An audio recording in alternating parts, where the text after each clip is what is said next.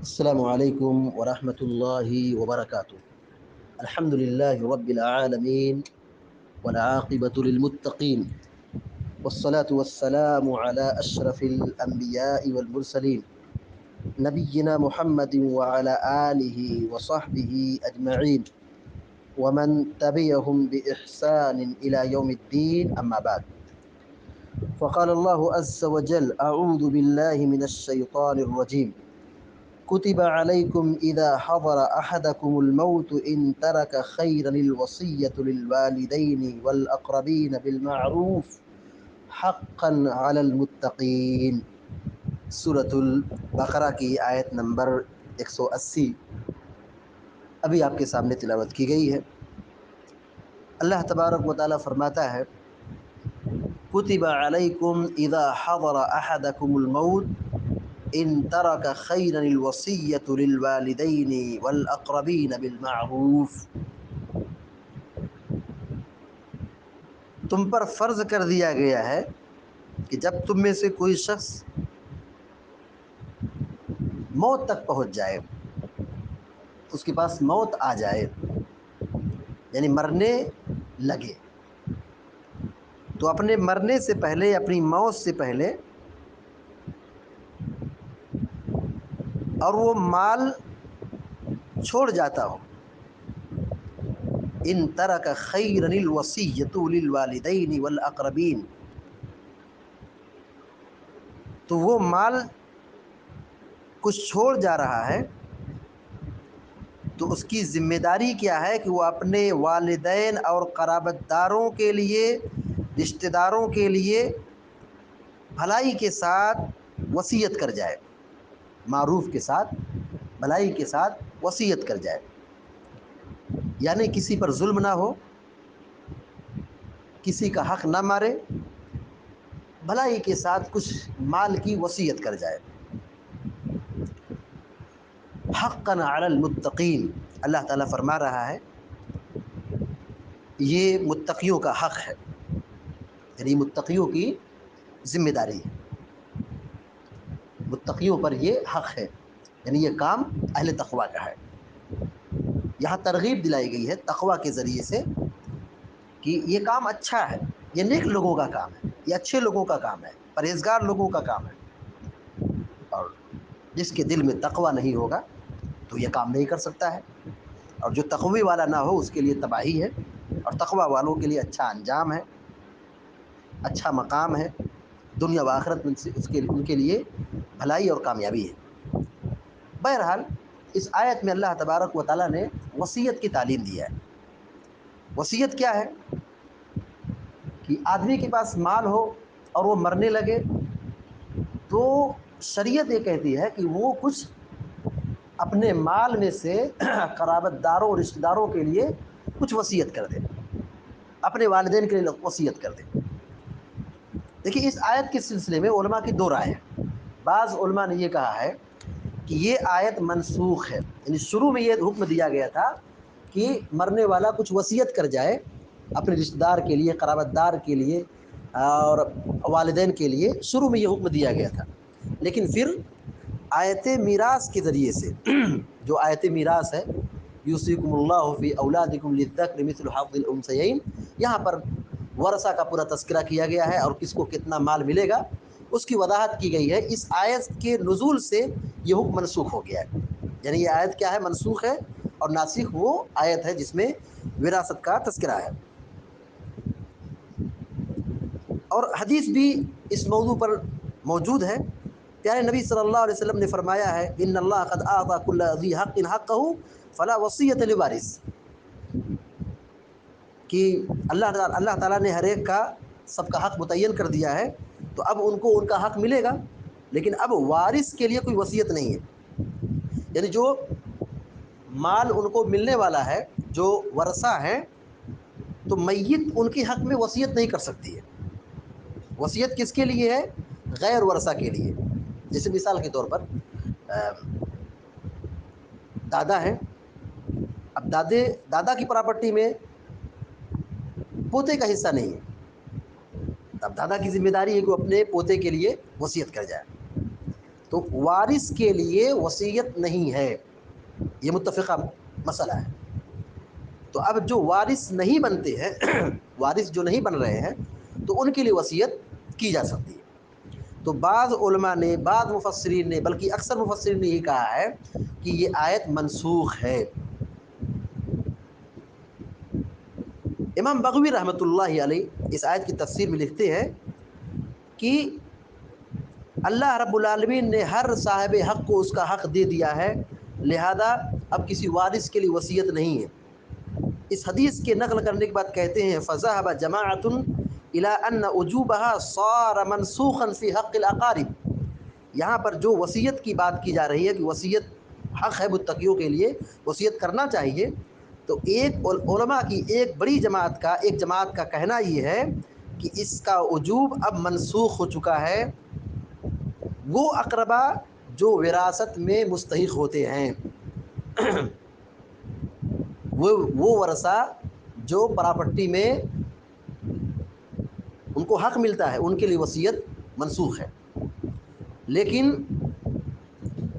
جن کا نام وراثت میں نہیں ہے، جو وراثت میں حق نہیں پائیں گے، پراپرٹی میں ان کا حق نہیں ہے، تو ایسے لوگوں کے حق میں اس وصیت کے واجب ہونے کا حکم آج بھی باقی ہے۔ یعنی کیا مطلب ہے؟ ایک یہ بتلا رہا ہے کہ یہ آیت منسوخ ہے۔ کن لوگوں کے سلسلے منسوخ ہے؟ جن کا نام وراثت میں آتا ہے، جیسے بیٹے ہیں، بیوی ہیں، بچے ہیں، والدین ہیں، ان لوگوں کو وراثت میں ملتا ہے، حصہ ملتا ہے، تو اب ان لوگوں کی وصیت نہیں کر سکتے۔ لیکن جو لوگ وراثت میں نامزد نہیں ہوتے ہیں، بہت سارے لوگ ہیں جو وراثت میں ان کا حصہ نہیں ہے، تو ان لوگوں کے سلسلے میں یہ آیت جو وصیت کی تعلیم دی جا رہی ہے، اس کا وجوب باقی رہتا ہے۔ جیسے میں نے مثال دیا کہ دادا کی پراپرٹی ہے، تو اب پوتا جو ہے وہ وارث نہیں ہوگا، لیکن اب دادا کی ذمہ داری کیا ہے کہ اب وہ اپنے پوتوں کے لیے کچھ وصیت کر دے۔ پوتے کے لیے، چونکہ وہ اس کا حصہ نہیں ہے، اسے چاہیے کہ وہ وصیت کر جائے تاکہ اس پوتے کے لیے کچھ ٹھکانہ مل جائے، کچھ جگہ مل جائے، اس کے رہنے کا انتظام ہو جائے، اس کا سہارا ہو جائے۔ وہ یتیم ہے، اس کا باپ انتقال ہو چکا ہے، اب اگر دادا وصیت نہیں کرے گا تو اب وہ پوتے کو کوئی حصہ نہیں ملے گا شرعی اعتبار سے۔ تو اب وہ دادا کی ذمہ داری ہے کہ اپنے پوتے کے لیے وصیت کر دے۔ تو وہ کہتے ہیں کہ فَذَهَبَ جَمَاعَةٌ إِلَىٰ أَنَّ وُجُوبَهَا صَارَ مَنْسُوخًا فِي حَقِّ الْأَقَارِبِ الَّذِينَ يَرِثُونَ۔ جو یہ آیت منسوخ ہے ان لوگوں کے سلسلے میں جو وراثت میں حصہ پانے والے ہیں، یعنی جو ورثہ ہیں، جن کو شریعت نے حصہ دیا ہے، تو ان کے حق میں وصیت کرنا منسوخ ہے۔ کیوں منسوخ ہے؟ وَلَا وَصِيَّةَ لِوَارِثٍ، اس حدیث کی بنیاد پر وارث کے لیے کوئی وصیت نہیں ہے۔ وَبَقِيَ وُجُوبُهَا فی حق الذین لا یرثون من الوالدین والاقارب، لیکن اس وصیت کے وجوب کا حکم باقی رہے گا ان لوگوں کے حق میں جن کو وراثت میں حصہ نہیں ہے، جیسے والدین میں سے یا اقارب میں سے۔ یعنی بعض صورتوں میں والدین وراثت سے محروم ہو جاتے ہیں، جیسے والدین اگر کافر ہوں تو وہ ساقط ہو گئے، وہ کیا ہو گئے؟ ساقط ہو گئے۔ اب یہاں پر بیٹے کی ذمہ داری کیا ہے؟ اپنے والد کے لیے، اپنے والدین کے لیے وصیت کر جائے۔ ایسے غلام ہیں، ماں باپ غلام ہیں، تو اب وہ محجوب ہیں، مطلب ان کو وراثت نہیں ملے گی، تو اب یہاں بیٹے کی ذمہ داری کہ یہاں وصیت کر جائے۔ یہی قول، یعنی جو وارث نہیں ہونے والے ہیں ان کے سلسلے میں وصیت کا وجوب باقی ہے۔ یہی تفسیر عبداللہ بن عباس رضی اللہ تعالیٰ عنہما کی ہے، طاؤس رحمہ اللہ کی ہے، قتادہ رحمہ اللہ کی ہے، حسن بصری رحمہ اللہ کی ہے، یعنی ان مفسرین نے یہی معنی بتلایا ہے۔ آیت کا مفہوم بالکل واضح ہے کہ جو لوگ وارث بننے والے ہیں ان کو وصیت نہیں، جو وارث نہیں بننے والے ہیں ان کے حق میں وصیت باقی ہے۔ تو آیت کو منسوخ ماننے کی بجائے اگر اس معنی پر محمول کر لیا جائے تو زیادہ بہتر ہے۔ یعنی آیت کو منسوخ ہونے کے بجائے اس کو اس معنی پر محمول کر لیں جہاں پر دونوں طور پر عمل کرنے کی گنجائش باقی رہتی ہے، یہ زیادہ بہتر ہے۔ کیا بہتر ہے؟ کہ وارث کے لیے وصیت تو نہیں ہے، لیکن جو وارث نہیں بننے والے ہیں تو میت کو چاہیے کہ ایسے لوگوں کی وصیت کر جائے. جیسے والدین کی ایک کنڈیشن ہے کہ وہ کافر ہوں تو ان کو وراثت میں حصہ نہیں ملتا ہے، تو اب یہاں ذمہ داری ہے کہ وصیت کر جائے، کچھ ان کو مال مل جائے، یہ احسان ہے. یہ دیکھیے یہاں آیت میں وصیت کی تاکید کی گئی، کب؟ جب آدمی مرنے والا ہو، یعنی جب آدمی بیمار ہوتا ہے اور لوگ جانتے ہیں مطلب اس کی کنڈیشن کیسی ہے، تو اب ایسی صورت میں وصیت کرنا چاہیے، وصیت کرنا چاہیے. دیکھیے اللہ کے نبی صلی اللہ علیہ وسلم کی حدیث ہے کہ اگر کسی مسلمان کا کوئی حق ہے تو وہ 2 رات نہ گزارے کہ اس کی وصیت اس کے سر کے پاس، تکیے کے پاس موجود نہ ہو. یعنی ذمہ داری یہ ہے کہ وہ وصیت لکھ کر کے تکیے کے نیچے رکھ دے، یا وصیت کر دے زبانی اعتبار سے، یا وصیت کر دے لکھ کر کے. یہ لکھ کر کے کریں گے زیادہ بہتر، تاکہ اس میں رد و بدل کی کوئی گنجائش نہیں رہے گی، کیونکہ تحریر ہے وہ سب لوگ تسلیم کر لیں گے، لیکن زبانی ہوگا تو آدمی کیا سنا کیا سمجھا اس میں اختلاف ہو سکتا ہے. تو وصیت لکھنے کی ہماری شریعت میں تاکید کی گئی ہے.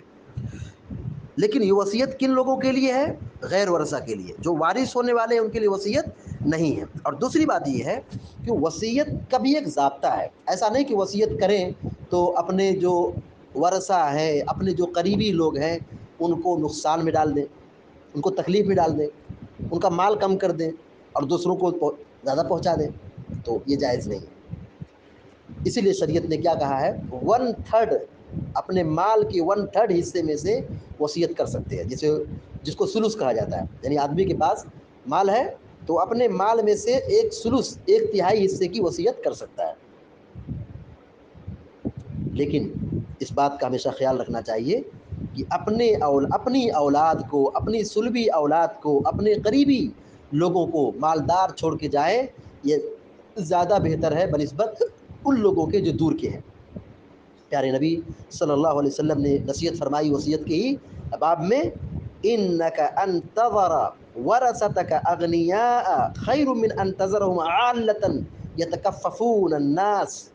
صحیح بخاری کی الفاظ ہے.